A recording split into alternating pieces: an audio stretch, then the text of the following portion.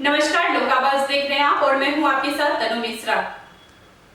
आज तक देश ने महात्मा गांधी और विनोबा भावे की पद यात्रा को याद रखा था, लेकिन अब कांग्रेस पार्टी विशाल ऐतिहासिक यात्रा की शुरुआत करने जा रही है। जी हां, 7 सितंबर यानी कल का दिन भारतीय राष्ट्रीय कांग्रेस पार्टी के लिए अहम दिन होगा। कांग्रेस नेता राहुल गांधी भारत जोड़ो यात्रा की शुरुआत करने जा रहे हैं। कन्याकुमारी से शुरू होने वाली 150 दिनों की यह यात्रा श्रीनगर में खत्म होगी। 12 राज्यों और 2 केंद्र शासित प्रदेशों से होकर 3500 किलोमीटर की यात्रा राहुल गांधी समेत 117 कांग्रेस नेता तय करेंगे। कांग्रेस इस यात्रा में सामाजिक संवाद बनाने के साथ ही राजनीतिक और धार्मिक रंग पार्टी का एक सकारात्मक पहलू मान रही है, तो वहीं बीजेपी लगातार इस यात्रा को लेकर पार्टी पर हमलावर है और तंज कस रही है। इन तमाम मुद्दों पर हमारे साथ बातचीत करने के लिए मौजूद हैं कांग्रेस के वरिष्ठ नेता रजनीकांत पाठक। तो आइए उनसे जानते हैं कि राहुल गांधी के इस भारत जोड़ो यात्रा का क्या उद्देश्य है और उनका आगे कांग्रेस पार्टी का क्या रणनीति होगा। बहुत बहुत स्वागत है आपका लोक आवाज पर। बहुत बहुत धन्यवाद अनु जी, आपका भी। कांग्रेस जो 7 सितंबर से भारत जोड़ो यात्रा करने जा रही है, इस यात्रा का उद्देश्य क्या है? देखिए, भारत जोड़ो यात्रा का जो उद्देश्य है वो उद्देश्य ये है कि ये पहली यात्रा है आज़ादी के बाद जो सुनाने नहीं सुनने निकली है। राहुल गांधी के साथ असंख्य कांग्रेसी साथ चलेंगे, आम नागरिक भी और सामाजिक क्षेत्र के लोगों भी इस यात्रा से जुटेंगे। और ये यात्रा बहुत इसकी चर्चा भी हो रही है कि ये पहली यात्रा है कि जो आम लोग, आम नागरिक, भारत के नागरिक, चाहे वो कश्मीर हो, कन्याकुमारी से कश्मीर तक किस हाल में है, उसको पहली बार राजनीतिक रूप से हमारे कांग्रेस के पूर्व राष्ट्रीय अध्यक्ष राहुल गांधी जी लोगों को सुनने के लिए निकलेंगे। और ये उद्देश्य जनहितैषी उद्देश्य है, लोगों को किस हाल में स्थिति है वो उसको सुनना चाहते हैं।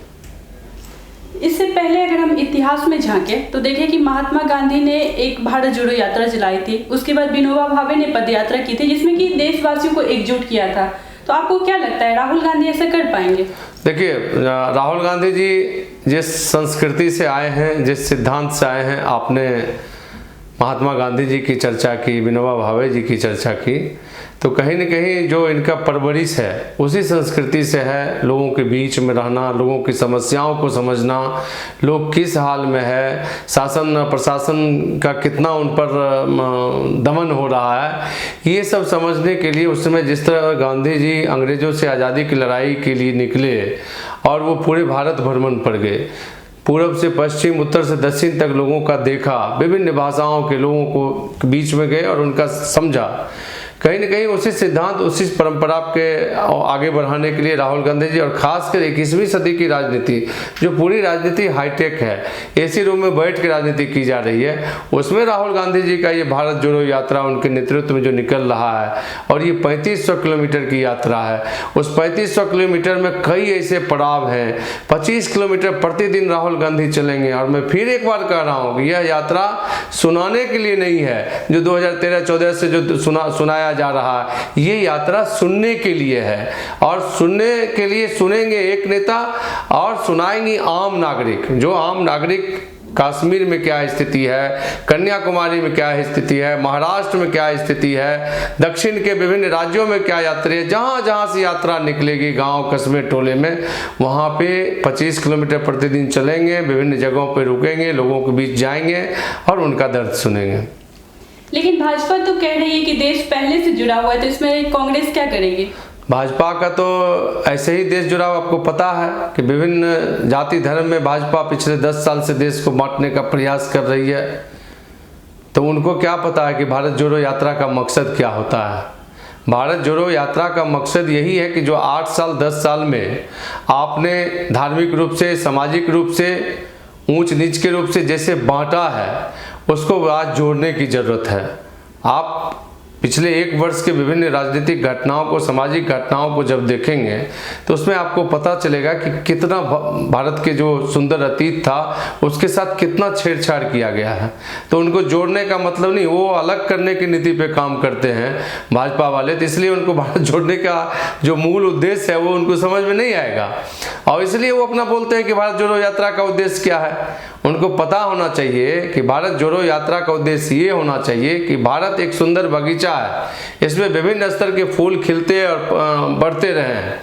जो पिछले 8-10 साल में जो स्थिति है, बहुत सारी स्थिति है, सामाजिक स्तर पे, महंगाई स्तर पर, बेरोजगारी स्तर पर आप देखेंगे तो उसमें कहीं न कहीं आपको जो एक असमानता का खाई है उसको पाटने के लिए भारत जोड़ो की यात्रा है। और भारत जोड़ो यात्रा का मकसद ही है कि जो जिस स्थिति में है, देश में जो वर्तमान परिस्थिति बनी है उसको पुनः कैसे जो है एक सामाजिक एकता की बात हो, साथ चलने की बात हो। और राहुल गांधी तो कह रहे हैं कि एक एक कदम को मिला के असंख्य कदम तैयार करना है।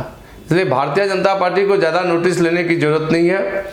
वो उनको सार्थक चीज़ नहीं देखेगा, उनको देखेगा कि समाज कैसे बंटेगा, धार्मिक स्तर पर लोग कैसे बांटते हैं। तो कांग्रेस जो है जोड़ने की परंपरा को स्थापित की है और उसी को आगे लेके चलना चाहती है। एक और बीजेपी यह भी कह रही है कि राहुल गांधी को कांग्रेस जोड़ो यात्रा शुरू करनी चाहिए, इस पर क्या कहेंगे आप? बीजेपी चिंता कर रही है, कम बात है। आज भारतीय जनता पार्टी को सबसे ज़्यादा कांग्रेस की ही चिंता है, आप समझ सकते हैं ना। कांग्रेस की चिंता इसलिए भारतीय जनता पार्टी करती है क्योंकि कांग्रेस से ही डर है, जो एक बहुत बड़ा संगठन है कांग्रेस का। और राहुल गांधी पिछले कई वर्षों से भारत का जो एक समस्या है, आप कोरोना काल देखिए, नोटबंदी देखिए, ये सारे चीज़, और कोरोना में जो बंदी हुआ उसके बाद ये तो आगाह करते रहे हैं राहुल गांधी आगाह करते रहे। और प्राइम टारगेट ही भाजपा का डर जो है, टारगेट है वो राहुल गांधी है। ये चाहते हैं कि किसी तरह राहुल गांधी को डेमोरलाइज करके पुनः ये प्रकारेण जो है सत्ता मानना चाहते हैं। तो इसलिए उनको दिखता है कांग्रेस जुड़ी हुई है तब न इतना चर्चा हो रहा है। और बताइए अनुज जी, आज की डेट में हिम्मत है? ये 2013 में हवाई जहाज से 5-6 स्टेट एक दिन में घूमते थे, 15-15 सभा करते थे। उनको क्या मतलब है कि 25 किलोमीटर चलने का, कि इतना बड़ा साहस राहुल गांधी जी दिखाए हैं। ये यात्रा जो है देखिए राहुल गांधी देश के एक गंभीर नेता हैं और उन्होंने जो एक बड़ा टीम तैयार किया है इस यात्रा के माध्यम से। आप देखिएगा इसकी सूची में दर्जनों ऐसे नेता हैं जो उनके साथ चलेंगे, देश के लिए चलेंगे। तो वो भारतीय जनता पार्टी को ये नहीं दिखेगा, भारतीय जनता पार्टी को ये दिखेगा, और ये बांटने वाली पार्टी है भारतीय जनता पार्टी, तो उनको जोड़ने से कोई मतलब ही नहीं है। मैं एक चीज़ और बताता हूँ कि आप पिछले 30-35 साल के राजनीति को खंगालिएगा, उसमें आपको ये जो घटना, ये कल 7 सितंबर से, और आपको क्या लगता है ये एक दिन की बात है? राहुल गांधी विभिन्न राज्य में घूमते हैं, देश दुनिया के ताज़ा घटनाक्रम से वो अपडेट रहते हैं। कोरोना के समय में भी सरकार को आगाह किया था, लेकिन सरकार नोटिस नहीं लिया था। और अभी राहुल गांधी जी महसूस किए, विगत 2 दिन पहले जो रैली है, उन्होंने स्पष्ट रूप से कहा, राहुल गांधी जी ने बड़ी मंच पर लाखों लोगों के बीच कहा कि हमारी बात संसद में नहीं सुनी जा रही है। जब हम आम नागरिक के लिए, महंगाई के लिए, बेरोजगारी के लिए आवाज़ उठाते हैं तो माइक बंद कर दिया जाता है। मीडिया, देश का जो स्ट्रीम मीडिया है वो हमारा नहीं है। तो ये मेरा अंतिम ये है कि हम लोगों के बीच जाएंगे और लोगों की सुनेंगे। भारत जोड़ो यात्रा में आपने देखा कहीं किसी ने कहा कि हम सुनाने जा रहे हैं, सुनने जा रहे हैं। भारतीय राजनीति के नए अध्याय का ये आगाज होगा कल से, और ये यात्रा अनुज 150 दिन चलेगा अनवरत। आप देखिए कि बहुत बड़े बड़े भारतीय जनता पार्टी में एक से एक लोग बड़े पड़े हैं। है हिम्मत किसी में कि लोगों के बीच जाएं आज के डेट में? क्या ये 2013-14 में गए? ये सेंट्रलाइज होके कांग्रेस को बदनाम कैसे करें उसके लिए ये डिजिटली अभियान चलाए, बरगलाए लोगों को। लेकिन राहुल गांधी देखिए कि देश के वास्तविक स्थिति से बेरोजगार किस हाल में है आज। आपको एनसीआरबी का रिपोर्ट आप देखिए, कल ही वो रिपोर्ट हम लोग पढ़ रहे थे। एनसीआरबी क्या कहा है कि लॉकडाउन के बाद, नोटबंदी के बाद जो युवाओं में जो मतलब निराशा वाला वातावरण बना है, उसके बाद आत्महत्या का रेशियो बढ़ा है, तो ये सारे घटना बताते हैं कि देश में अनिश्चितता का वातावरण है और उस अनिश्चितता के वातावरण में लोगों को समझने के लिए, उन्हें समझाने के लिए और उनको देश की स्थिति पर गंभीर चिंतन करने के लिए ये पहला 35-40 साल में हम लोग और हमारे बाद की पीढ़ी देखिएगा सैकड़ों वर्ष तक इस यात्रा को याद रखेंगे। कामना कीजिए कि देश के लोग, असंख्य विभिन्न राज्यों के प्रांतों के लोग चर्चा कर रहे हैं, हजारों लोगों की भीड़ होगी प्रतिदिन राहुल गांधी जी के साथ। ऐसे आम नागरिक, सोसाइटी के लोग, सामाजिक कार्यकर्ता सभी साथ चलेंगे। ये पहला यात्रा है कि ये सुनाने नहीं, लोगों की सुनने जा रहे हैं कि गांव में लोग जीवन बसर कैसे करते हैं, शहर में कैसे क्या वातावरण है, लोगों की कमाई कितना घटा है, लोग जी कैसे रहे हैं, ये यात्रा है। और भारतीय जनता पार्टी तो समझ में आएगी नहीं। हर सकारात्मक आप देखिएगा पिछले 8 साल के इनके जो बांटने वाली नीति भाजपा की रही है, इसमें कभी भी आपको सकारात्मक चीज नहीं दिखेगा।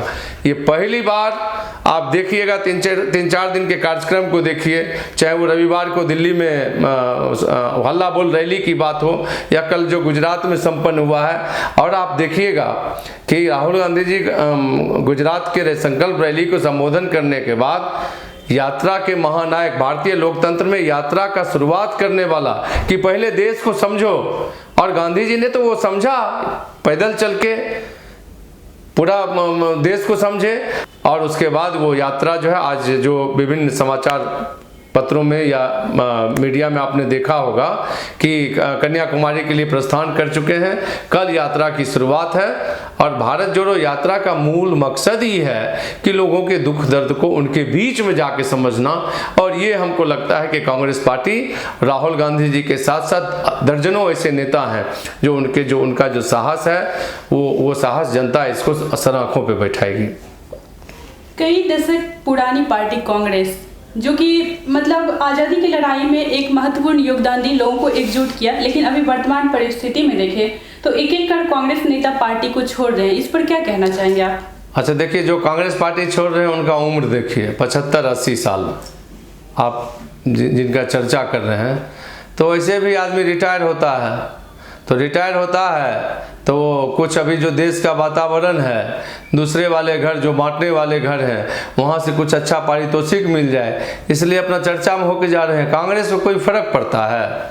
आप जब कांग्रेस में थे 40-42 साल आप कांग्रेस के विभिन्न पद पर रहे, विभिन्न सत्ता के पद पर रहे, और अभी उम्र के अंतिम पड़ाव में आप जो है छोड़ के जा रहे हैं। तो कांग्रेस का मतलब ही होता है कि आम नागरिक के मूल उद्देश्य को समझने वाली पार्टी। तो हमको नहीं लगता है कि कोई फर्क पड़ता है, कहीं कोई चर्चा भी नहीं है इस चीज़ का।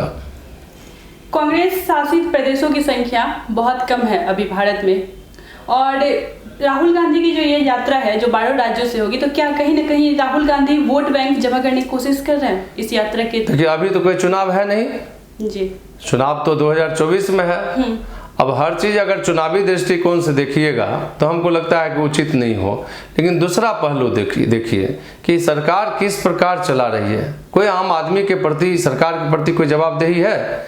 सरकार ने आम आदमी के राहत के लिए क्या किया? आज पेट्रोल महंगे हैं, डीजल महंगे हैं, रसोई गैस महंगा है, आटा महंगा है, दाल महंगा है, तो आखिर राहुल गांधी विपक्ष के नेता होने के नाते चुप कैसे बैठेंगे? जनता का बहुत बड़ा जवाबदेही उनके कंधों पर है। और उसी उद्देश्य से मैं बार बार बोल रहा हूँ कि ये भारतीय जनता पार्टी जो राजनीति की शुरुआत की 2013 में, कांग्रेस वो राजनीति कभी नहीं कर सकती है। कांग्रेस पार्टी का मतलब ही आप देख लीजिएगा कि ये यात्रा एक समुद्र मंथन के समान है। राहुल गांधी जी लोगों के बीच में जाके देखना चाहते हैं कि निराशा भरी इस वातावरण में कन्याकुमारी के लोग कैसे रह रहे हैं, जीवन में क्या बदलाव आया है।